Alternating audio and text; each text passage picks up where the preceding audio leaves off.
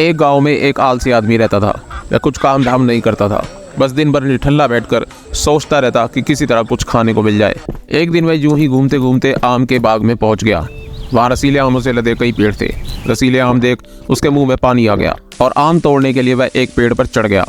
लेकिन जैसे ही वह पेड़ पर चढ़ा, बाग का मालिक आ पहुंचा। बाग के मालिक को देख आलसी आदमी डर गया और जैसे तैसे पेड़ से उतरकर वहां से बाग खड़ा हुआ। भागते भागते वह गांव में बाहर स्थित जंगल में जा पहुंचा। बुरी तरह से थक गया था, इसलिए एक पेड़ के नीचे बैठकर सुस्ताने लगा। तभी उसकी नज़र एक लोमड़ी पर पड़ी। उस लोमड़ी की एक टांग टूटी हुई थी, वह लंगड़ा कर चल रही थी। लोमड़ी को देख आलसी आदमी सोचने लगा कि ऐसी हालात में भी इस जंगली जानवर से भरे जंगल में ये लोमड़ी कैसे बच गई, इसका अब तक शिकार कैसे नहीं हुआ। जिज्ञासा में वह एक पेड़ पर चढ़ गया और वहां बैठकर देखने लगा कि अब इस लोमड़ी के साथ आगे क्या होगा। कुछ ही पल बीते थे कि पूरा जंगल शेर की भयंकर दहाड़ से गूंज उठा, जिसे सुनकर सारे जानवर डरकर भागने लगे। लेकिन लोमड़ी अपनी टूटी टांग के साथ भाग नहीं सकती थी, वह वहां खड़ी रही। शेर लोमड़ी के पास आने लगा। आलसी आदमी ने सोचा कि अब शेर लोमड़ी को मारकर खा जाएगा, लेकिन आगे जो हुआ वह कुछ अजीब था। शेर लोमड़ी के पास पहुंचकर खड़ा हो गया। उसके मुंह में मांस का एक टुकड़ा था, जिसे उसने लोमड़ी के सामने गिरा दिया। लोमड़ी इत्मीनान से मांस के उस टुकड़े को खाने लगी। थोड़ी देर बाद शेर वहां से चला गया। यह घटना देख आलसी आदमी सोचने लगा कि भगवान सच में सर्वे सर्वा है।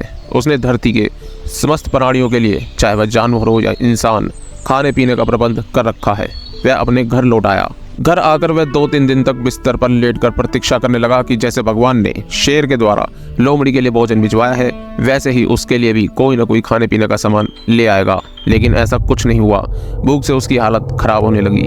आखिरकार उसे घर से बाहर निकलना ही पड़ा। घर के बाहर उसे एक पेड़ के नीचे बैठे हुए बाबा दिखाई पड़े। वह उनके पास गया और जंगल का सारा किस्सा सुनाते हुए बोला, बाबा जी, भगवान मेरे साथ ऐसा क्यों कर रहे हैं? उनके पास जानवरों के लिए भोजन का प्रबंध है, लेकिन इंसानों के लिए नहीं। बाबा जी ने उत्तर दिया, बेटा, ऐसी बात नहीं है। भगवान के पास सारे प्रबंध है, दूसरों की तरह तुम्हारे लिए भी है। लेकिन बात यह है कि वे तुम्हें लोमड़ी नहीं, शेर बनाना चाहते हैं। इस कहानी से हमें सीख क्या मिलती है? हम सबके भीतर क्षमताओं का असीम भंडार है, बस अपनी अज्ञानतावश हम उन क्षमताओं को पहचान नहीं पाते और संवेग को कमतर समझकर दूसरों की सहायता की प्रतीक्षा करते रहते हैं। संवेग की क्षमता को पहचानो, दूसरों की सहायता की प्रतीक्षा मत करिए। इतना सक्षम बनिए कि आप दूसरों की सहायता कर सकें।